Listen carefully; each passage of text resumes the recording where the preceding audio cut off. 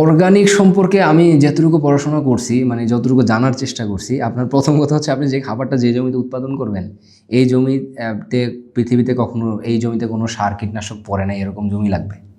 দেখুন আমাদের দেশে প্রায় কয়েক দশক ধরে আপনার আগে তো আমরা দেখা গেছে যে জৈব সার ব্যবহার করতো সবাই, আমাদের দাদাদের তার আগের আমলে হচ্ছে গরুর প্রচুর গোবর টোবর ব্যবহার করতো, কিন্তু তারপরে থেকে গত 2-3 দশকে এটা সবচেয়ে বেশি পরিমাণে ব্যবহার শুরু হয়েছে সার কীটনাশকের ব্যবহার।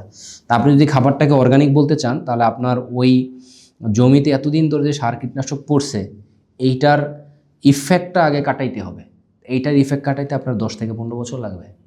মানে 10 থেকে 15 বছর পরে গিয়ে আপনি যেই ইয়াটা উৎপাদন করবেন, মানে 10-15 বছর আপনি কোনো সার কীটনাশক দিবেন না জমিতে, আপনার জৈব বালাইনাশক জৈব সার এগুলা ব্যবহার করবেন। করার পরে আমার সীমিত জ্ঞানে আমি যতটুকু বলতে পারি আর কি, এই সেক্টরে তো আমি আর খুব এক্সপিরিয়েন্স না, কিন্তু আমি যতটুকু পড়াশোনা করছি আর কি। তা আপনার দেখা গেছে যে 10-15 বছর পরে গিয়ে আপনি যে ফসলটা উৎপাদন করবেন এবং ওইটা যদি আপনি জৈব বালাইনাশক জৈব সার দিয়ে উৎপাদন করেন, দেন আপনি বলতে পারবেন যে এটা আপনার অর্গানিক, মানে মোটামুটি বলা যায় আর কি ওটা অর্গানিক।